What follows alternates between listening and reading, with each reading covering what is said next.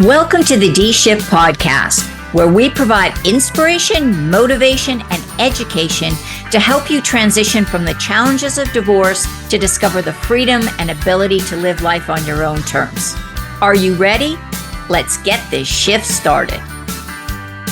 Hello, and welcome to this episode of the D-Shift podcast. And I am so excited to have an opportunity to share an amazing story with you by my guest, or from my guest, Megan Bunnell. She was a guest on the summit, the D-Shift Summit, and it was just, her story just really resonated with me. And I feel that a lot of women are going to want to hear this and to hear this whole amazing story of how you can create, as Megan likes to say, a 10 out of 10 life, which I just love that expression. So Megan is a life coach, a speaker, and she's an unapologetic spark restorer for women who refuse to stay broken after divorce.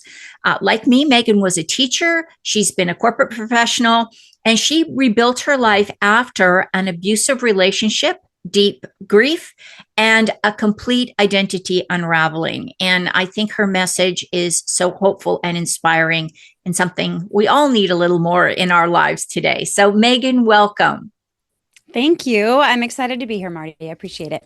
Well, and I'm always, I'm always so honored, really, to have people come on who have gone through good divorces, bad divorces, whatever they have gone through in life, but they have then used that experience to funnel into helping others to not necessarily go through those really dark, dingy hours that a lot of women have had to go through. So, Megan, can you tell us a little bit about your story, just whatever you're comfortable sharing, to sort of give people an idea and a perspective on where you're coming from? Yeah, I don't even know how early to start, but seeing as how we're on the D shift, we'll start with the divorce, right? Which really goes before that. I got married the first time to an amazing man who happened to love all the things that I did and was great around my family and my friends. And that all changed the day that we got married, honestly. And he turned into somebody that I didn't recognize. He was constantly, before we would even go places, he would ask, how long do we have to be there? Give me reasons that we couldn't go. Didn't want to do any of those things that we wanted to do anymore. Turned, that evolved into him being physically abusive, emotionally abusive, alcoholic. It was a nightmare. And I have always believed that you get married one time and you stay forever. And so I did all the things, right? Tried all the things, as I'm sure many of your listeners have.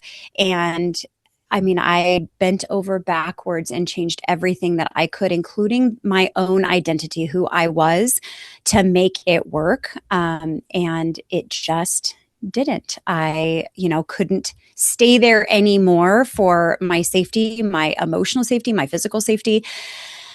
And so ended up getting a divorce, but that wasn't the hard part. Right? I think that that's what we all recognize a lot. I remember so clearly just absolutely falling apart in my bathroom, bawling on my bathroom floor. And it really was over the idea that I don't even know who I am anymore. I definitely felt incredibly broken. I had this heavy feeling of guilt and resentment. And so many negative feelings. And yeah, I had to start over. Like truly start over. Yeah. So that's a very, very small nutshell of all of it. But that's a really good perspective, because, a lot of times we see really accomplished women. At that time, were you a teacher at that time? Is that kind of where you were at, or were you in your corporate world, or? At the time I was working in education and I was no longer in the classroom. I was in an administrative role. Right. And so doing well, like in my career, incredibly well. And so broken. I felt broken. Yeah. And that's why I think that I really appreciate when people come forward and tell that story, because whether you're going through something extreme like you were, or something that's just more of a parting of the ways, a lot of very accomplished women, or high achieving women, don't like to have their personal stuff aired. So everything is kept secret. When I went through my divorce, I didn't tell anybody I was getting a divorce. Like my close friend circle knew, my sister knew, but other than that, nobody else Yeah. did. And I think that's very common. And I also saw when I was in the domestic violence field that, there would be these really accomplished women who didn't even want to come into the office to get support. And I was fortunate. I had the flexibility to be able to go meet them at a coffee shop and have a conversation. But there's this whole stigma around, success and divorce. And especially for women, not so much for men, but really for women. Do you find that that's true with a lot of your clients as well? 100%. And I think that leads to even bigger issues because now you're putting on a face over here that is, whatever your version of perfection is. And that's just not what's happening. And that's not how you feel. And that makes that rut even deeper, I think. And not that you have to air all of this to everybody, right? There's a time and a place, but I think the reason we do that is the shame, like the dirt that we feel from it, and we allow that to become part of who we are, who we're identifying as. And you don't need to do that. Right. And I think because we're so strong, we don't need help, right? We can do this on our own, and getting help means that I'm weak. No, it doesn't. It means that you are strong enough to ask for resources, for help, for guidance in those areas that you need it.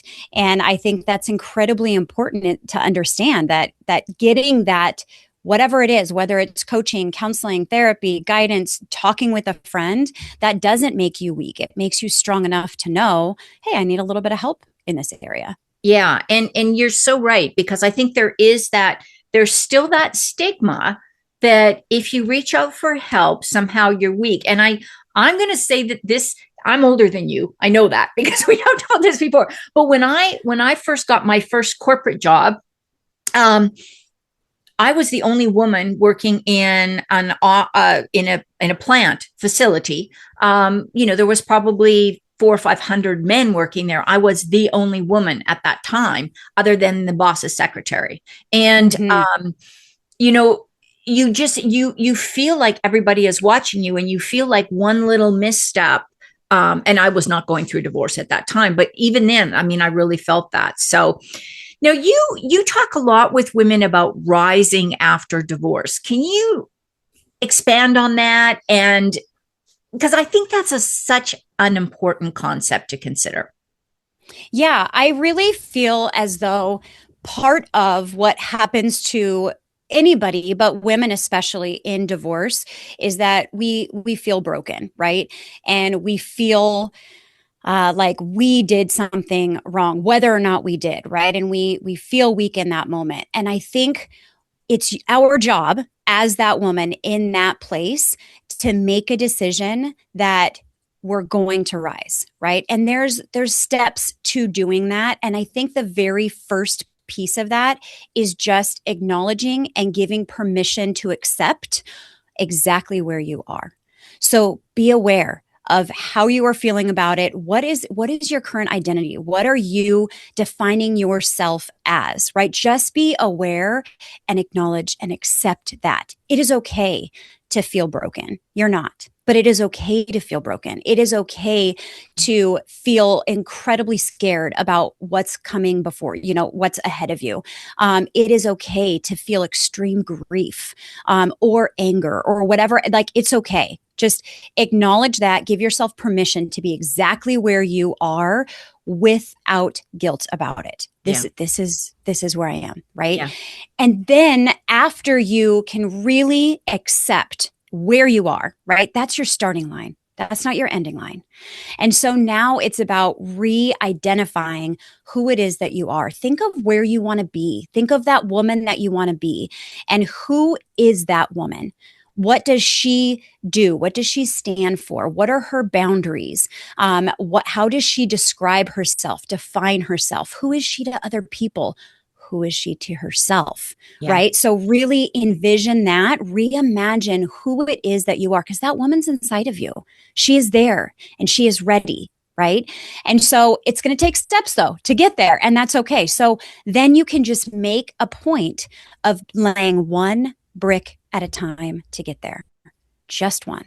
Yeah. So who is that woman? Who are you now? And what is that very first step? Is it that you need to give yourself a little more self-love, a little more grace? Is it that you don't have confidence and you need to lay some bricks to show you that you can do things? Is it little tasks that you can accomplish to get there? But what is that very first brick? And you just have to lay a brick a day. Yeah. That's it. And you'll get to the point that you can lay lots of bricks in a day, right? But each day, what is that one brick? And I think the important piece through all of that is truly choosing to love you, to love that woman. And that part of that is accepting where you are. Part of that is getting excited about where you're going, but really giving yourself the love and the grace and the understanding that you give to everybody else in your life. Right. And so loving yourself through it instead of hating yourself through it, because you'll never get anywhere with self-hate, right? Yeah. Like that never works. Yeah. And what you're saying is so important, and it's so foundational for not just getting stuck in that sense of overwhelm, grief, loss, anger, frustration. That I'm sorry, but that is going to, if you don't deal with that, you just bring it into your next relationship. Yes. Or it starts, I'm just going to say it, poisoning all of your relationships, your relationship with your kids, with your colleagues, because you can't hold that inside and it not kind of just spread all over your ecosystem. It's going to. Yeah. And the other thing I think is important that you said, and this is why I so respect your message and what you do, Megan, is that you can't do that from where you are. Like it's kind of like somebody said this analogy, and I just love it. Like if you're inside the jar, you can't read the ingredients on the label on the outside. You don't even know what to do because this is where you are. And you can't think yourself out of these kind of problems all the time if you don't know what even the options are. Right. Yeah. No, I agree. And I think that, part of that visualization of where you're going to be is giving you the roadmap that you need. It is giving you those ingredients, right? And so it is important to step out of that, and that gives you hope, because that's where I'm headed, right? Another thing that I think is really, really important, and this isn't just about divorce, it really is about any situation in life, is to pay close attention to your own narrative, right? So if you're telling yourself a story of, I failed, I couldn't make marriage work, I'm not worth it, I'm not lovable, right? You're going to have a story about whatever your specific situation is. Listen to that story and ask yourself the question, is that story serving you? Right. Because if it's not, you can tell just as true of a story rewritten in a way that's motivating. So when I was in a puddle on my bathroom floor, my story was just that. Like I failed. I can't make this work. Right. I'm not worth loving, right? I'm not worth making good decisions for. I'm not worth being a partner with. Well, that's not serving me, nor is it true. Right. And so I can retell that story and say, hey, there were probably some red flags. What were those? Can I find those so that I don't, fall for those again? And I am worth loving. Why? Why am I worth loving? I can tell myself the story that, okay, that wasn't a good fit. There is one out there. Right? All of that is just as true as me thinking I'm broken, I'm weak, I'm failed. Okay, maybe in that moment, but that story that I tell of I'm going to figure it out. Yes, this didn't work. There's more out there. I am lovable. Are there things about me that I do want to work on, that I do want to change? Are there boundaries I need to set? That's motivating. That's inspiring. That gives me access to that road that I'm going to lay bricks on. And so paying really close attention to that inner narrative and the stories that you're telling and making sure they're true. They have to be true. Right. But that they're serving you, that they're leading you in the direction you want to go instead of keeping you inside of that jar. Right. And it's so funny how we know how to do this with our kids and our best friends and our sisters and if your kids come home and they've lost a baseball game or a softball game and they sit there, or soccer or whatever they play, and they go, oh, I'm terrible. I lost. I'm never going to play again. I'm a terrible. We don't sit there and go, yeah, you're right. Yeah. You're right. Yeah, you You suck. know, what do? We point out the good things, but you're the Yeah. fastest runner, and or you scored a goal the game before, and or maybe this isn't the sport for you. Let's try a different sport. I mean, we do those things Hmm. intuitively, but we can't do them for ourselves. That's the problem. Yes. Yeah. Yeah. And I think, asking yourself pointed questions helps you to do that. So, I always tell my clients, write out your story. Write out your story so it's down on paper. And then ask yourself, how is that making me feel? Right. And so awful, terrible, guilty, exhausted, whatever. Okay, go through your story line by line and ask yourself, is that true? Is that true, or is that an emotional statement that I'm making? Right. Right. And immediately half your story is going to disappear because it's not true. It's just you being dramatic. Right. And Right. that's okay. But be honest with yourself. And those pieces that are true, ask yourself, is there another way that I can say that truth that can instead motivate me or inspire me? So I'm broken. Okay. You might feel broken right now. That might be true. But you can even add on to that statement, I am broken and I won't always feel this way. Yes. Right now, you have some hope. Just line by line, help yourself tell a better story and lace it with truths that you weren't telling before. I am Right. strong, and I'm sure you have evidence of that. I am beautiful, and you have evidence of that. I am lovable. Think of your friends, your family. You are lovable. There is evidence of that. Lace it with truth that's going to serve you and make you feel stronger, act stronger, and rise above the story that you're telling yourself right now. Get up off the bathroom floor, look yourself in the mirror and say, absolutely, I am worthy. I am lovable. I am strong, and I can do this. Will it be hard? Yes, I can do hard things. Yeah. Yeah. Oh, I love that. And that is so positive and so powerful, but so practical. I mean, everybody can Mhm. do that. You can do that right now. As soon as you finish listening to this, you can do that exercise and just see how that feels, because there's a lot of work on neuroscience. The more we tell ourselves these victim stories, the more they become who we see ourselves as. So Yes. it's okay. It's okay to feel like the victim.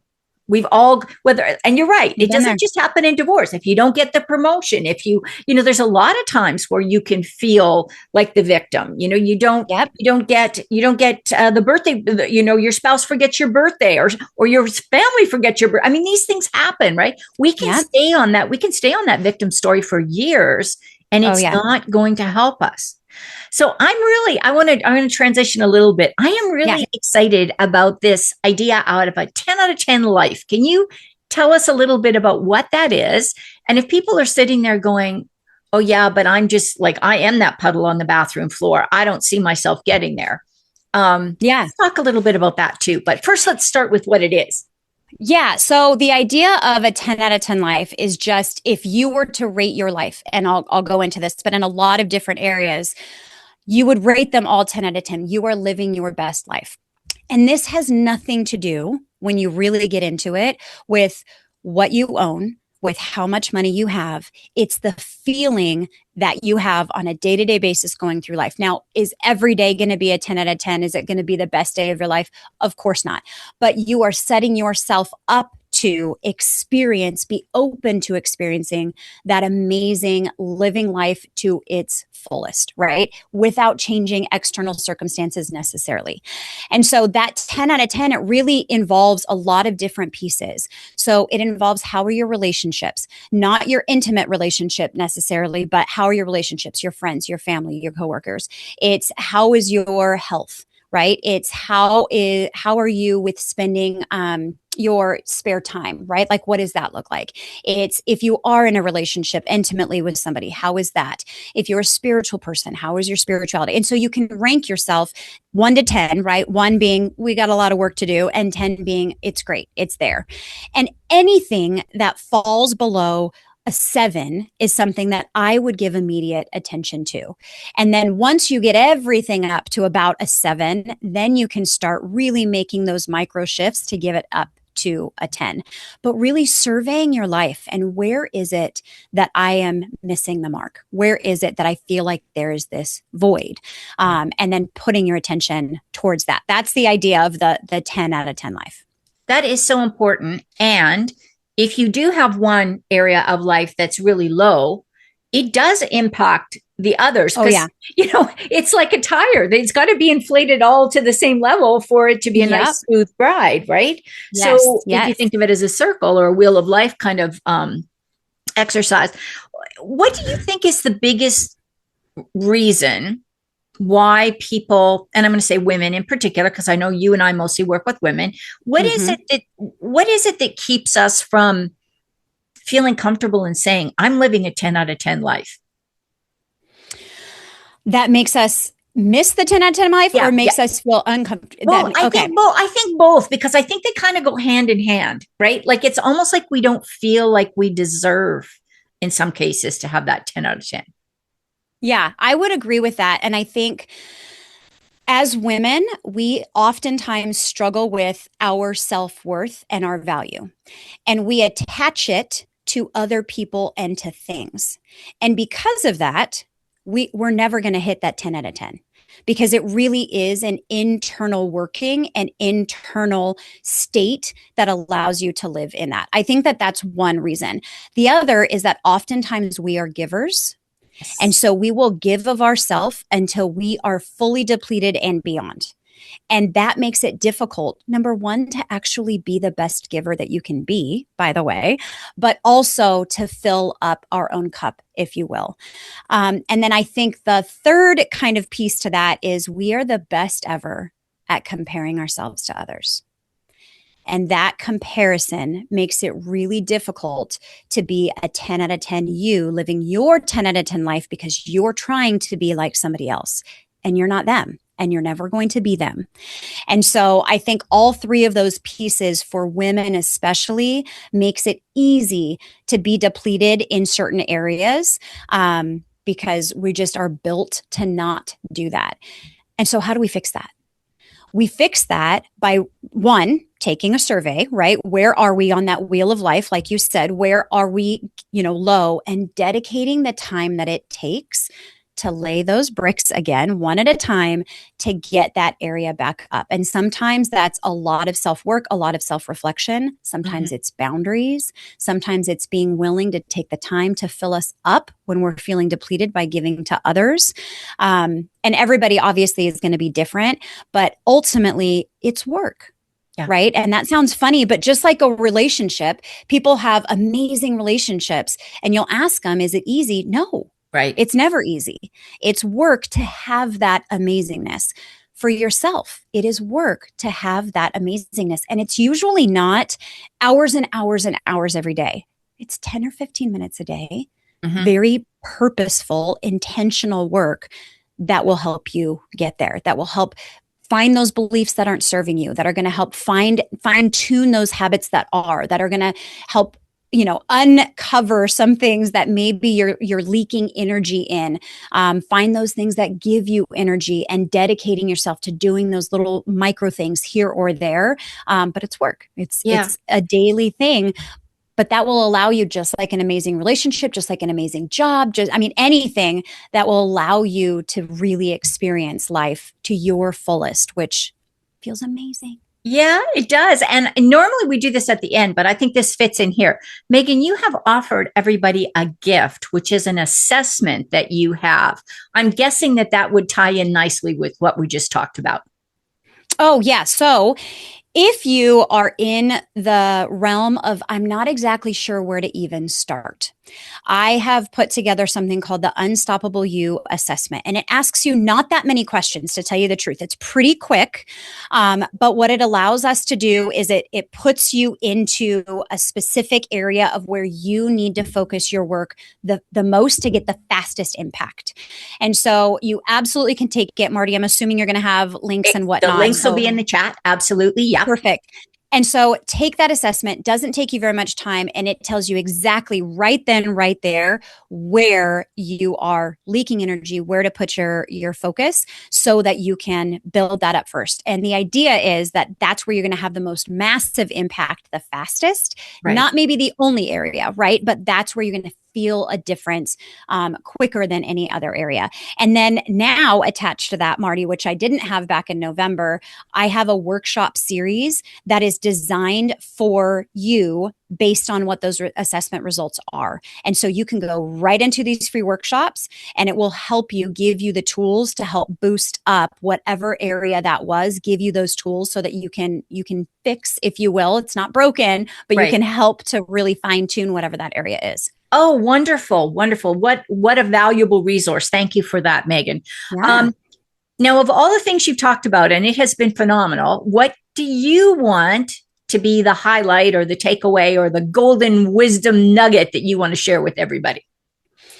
I think the most important thing, I think, going to share two super quick. One, that message you give yourself in the mirror every morning, say to you what you need to hear, right? And say it until you believe it and start your day with that intention. That is huge, right? Be honest with yourself, open with yourself, and give yourself what you need to hear.